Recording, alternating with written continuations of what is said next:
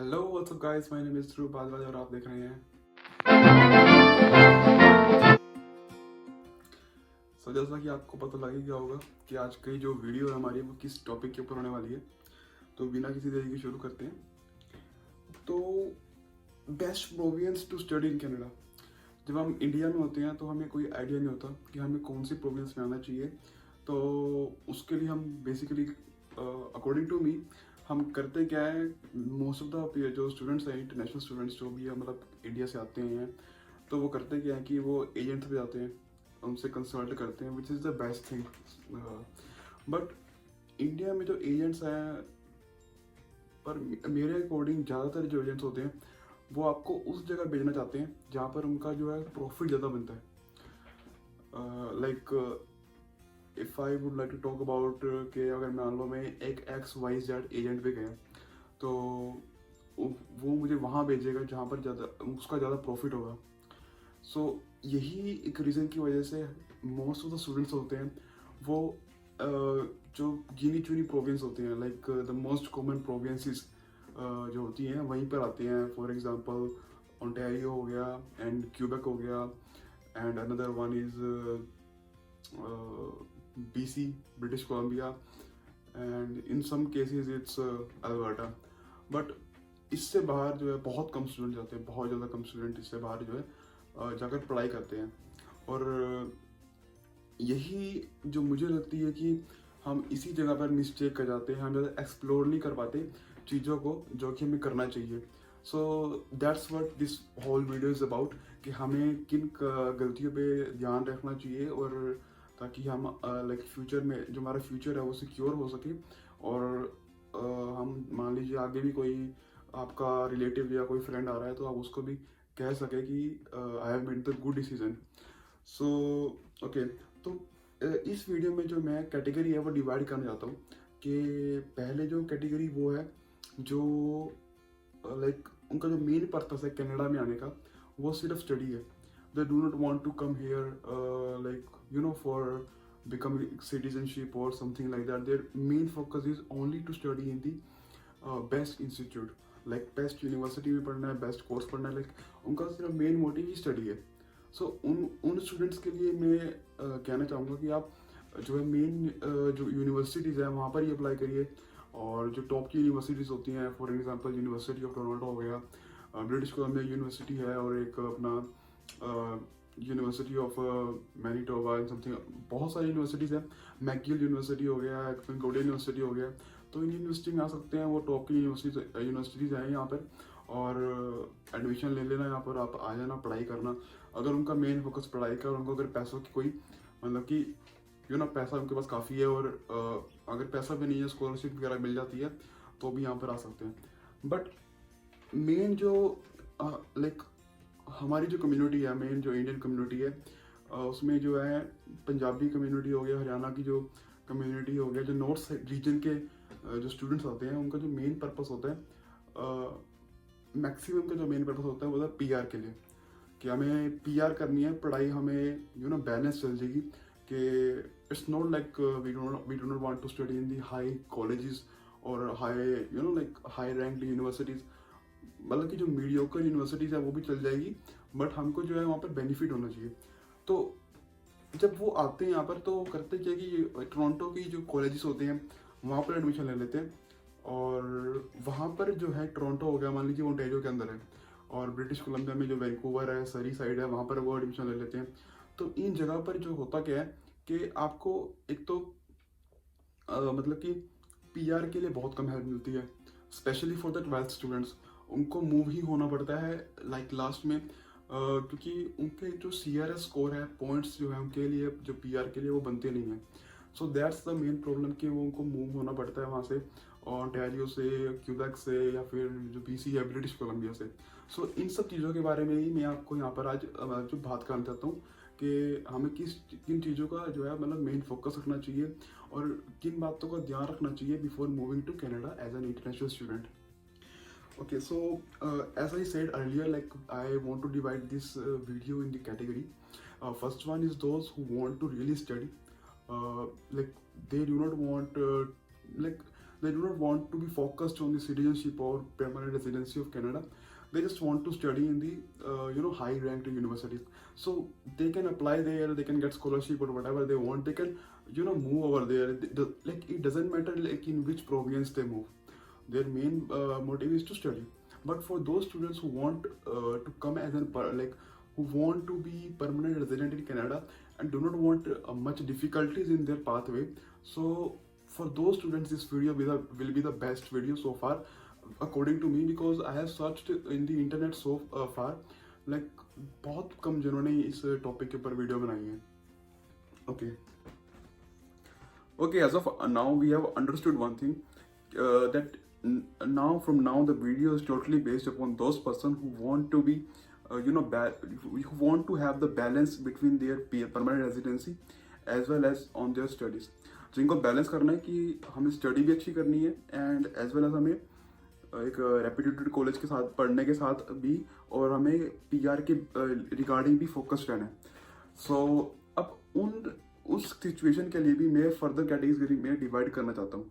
सो इसका भी एक रीज़न है, क्योंकि अब देखिए जब इंडिया से बच्चे आते हैं या फिर India, Pakistan, Bangladesh, what ever like from what ever the country, तो वहाँ से जब बच्चे आते हैं तो लाइक स्टूडेंट्स आते हैं तो वो मेनली जो होते हैं वो या तो 12th करके आते हैं या फिर ग्रेजुएशन करके आते हैं.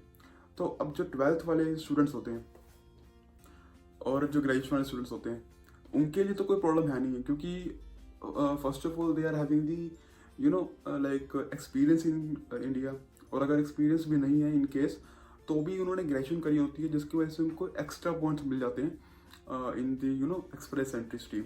तो उनको इतनी ज़्यादा मतलब प्रेशर की जरूरत होती, उनका ऊपर इतना प्रेशर होता नहीं है कि अगर मान लीजिए वो ओंटारियो के अंदर भी आते हैं तो वहाँ पर भी वो पीआर ले सकते हैं ईजिली, अगर उनके पास वहाँ पर इंडिया में कोई एक्सपीरियंस नहीं है. But for the students who are coming after the 12th, तो अब 12th के बाद आ रहे हैं, 2 साल का डिप्लोमा होता है, ओंटारियो में पढ़ा होता है, क्यूबेक में पढ़ा होता है या फिर बीसी के अंदर पढ़ा होता है, तो हमें पॉइंट बहुत कम मिलते हैं. पॉइंट कम मिलने के बाद अपने को जो है वहाँ पर एक्सप्रेस एंट्री में जो सीआरएस स्कोर है वो भी लो जाता है. क्यों जाता है सीआरएस स्कोर? क्योंकि एक तो ये जो है मेन प्रोविंसेस होगी ओंटारियो, क्यूबेक, बीसी, जहाँ पर पॉपुलेशन जो है अच्छी खासी है. तो यहाँ पर जो पीएनपी वगैरह चलती है तो उनके लिए जो रिक्वायरमेंट है वो नोक लेवल ए, बी या ओ की होती है. और फॉर ट्रकिंग केसेस, उन केस में जो होता है जो ट्रक वगैरह ड्राइव करते हैं, लॉन्ग हॉल ट्रक जो ड्राइव करते हैं, उन केस में कैटेगरी सी चल जाती है. बट जब ओंटारियो की पीएनपी खुलती है तो उसके अंदर बहुत ज़्यादा प्रेशर होता है. सारे के सारे लाइक जो जितने भी स्टूडेंट्स क्वालिफाई होते हैं, जितने भी जो लाइक पीपल क्वालिफाई होते हैं, वो सारे के सारे एकदम ही पूल के अंदर अपनी फाइल पा देते हैं, जिसकी वजह से जो उनकी वेबसाइट है वो क्रैश कर जाती है. सो बेसिकली जो है ओंटारियो के अंदर, क्यूबेक के अंदर या फिर बीसी के अंदर हमारी जो पीएनपी है उसके अंदर भी हमको जो है ओ, ए या बी कैटेगरी के अंदर ही जॉब चाहिए.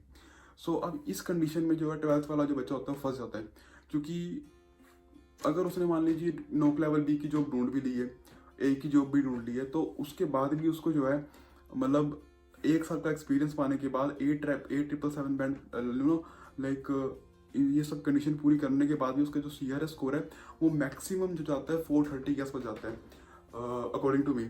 मैंने जितनी मैंने रिसर्च करी है. सो लेकिन जो सीआरएस स्कोर आजकल चल रहा है वो 470, 458, 460 यानी कि 430 से तो ज़्यादा ही है. सो उन केस में अब स्टूडेंट्स जो है प्रेशराइज हो जाते हैं, तो इन कंडीशन में उनको मूव करना पड़ता है डिफरेंट प्रोविंस के अंदर पीआर के लिए. सो तो इसी चीज़ को अगर हम कंसीडर करें, इसी चीज़ को अगर हम कंसीडर करते हैं तो why we are not moving to the different province while we are studying. Like जब हम यहाँ पर आ जाते हैं, जब हम पढ़ाई शुरू कर रहे हैं अपनी, तो हम डिफरेंट प्रोविंस में ही क्यों नहीं शुरू कर सकते.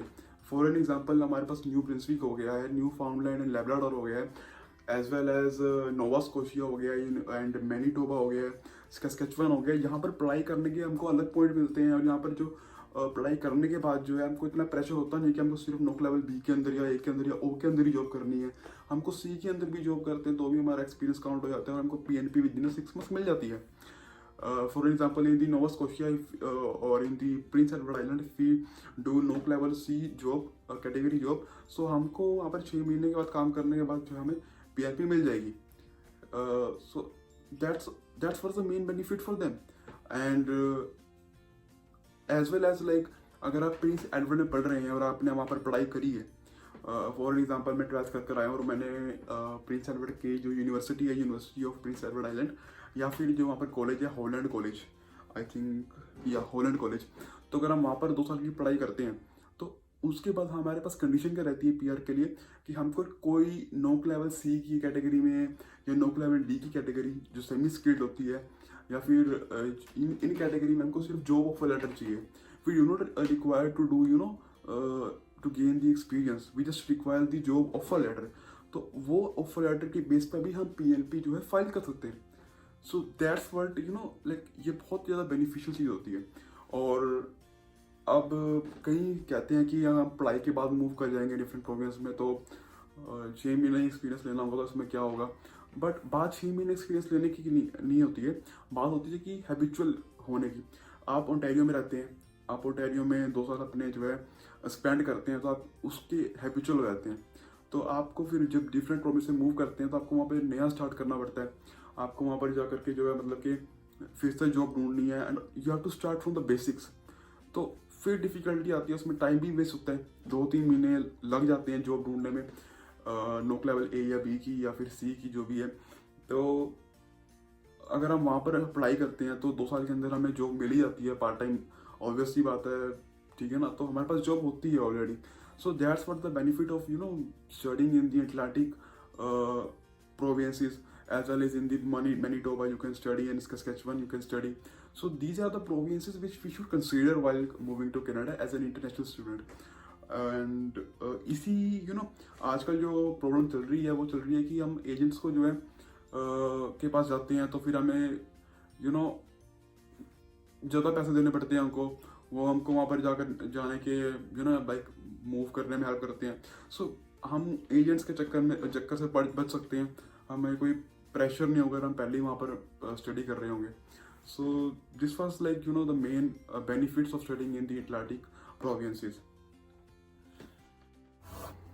ओके गाइस, तो अभी आप देख सकते हो कि मैं ऑफिशियल प्रिंस एडवर्ड आइलैंड की जो ऑफिशियल साइट है उस पर हूँ. And why I have choose this particular website, मैंने प्रिंस एडवर्ड आइलैंड की जो वेबसाइट है उसी को भी चूज़ करा है क्योंकि मोस्ट ऑफ द केसेस में, most of the Atlantic provinces है जो, उनमें जो इंटरनेशनल ग्रेजुएट्स हैं जो वहाँ पर स्टूडेंट्स पढ़े होते हैं, in many of the cases the rules are same. थोड़ा बहुत डिफरेंस होता है, बाकी थोड़ा लाइक ज़्यादा डिफरेंस नहीं होता, मतलब ओवरऑल सेम रूल्स ही हैं. सो अभी आप देख सकते हो कि मैं प्रिंस एडवर्ड आइलैंड की ऑफिशियल साइट पर हूँ और मैंने जो कैटेगरी चूज़ करी है वो करी है इंटरनेशनल ग्रेजुएट्स.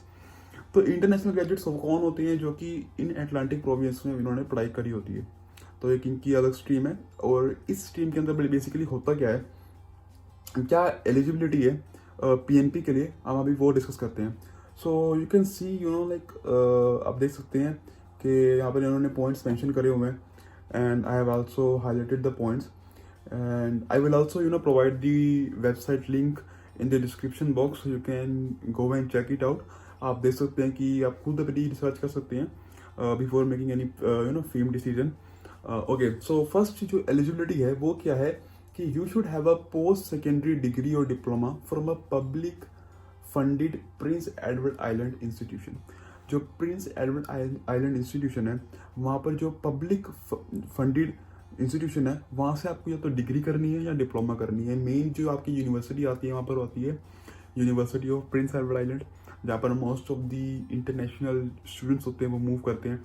एंड सेकंड जो कॉलेज आता है, कॉलेज में अंदर बेसिकली जो हमारा जो मेन कॉलेज है वो है कि हॉलैंड कॉलेज, जो कि जहाँ पर मैक्सिमम अमाउंट ऑफ जो स्टूडेंट्स हैं इंटरनेशनल स्टूडेंट्स होते हैं. ओके, सो हमने वहाँ पर पढ़ाई कर ली है. ओके, तो सेकंड कंडीशन क्या है कि आपके पास जो है एक full time non seasonal job offer होना चाहिए PEI एम्प्लॉयर के through. You should have a full time non seasonal permanent और मिनिमम ऑफ 2 years.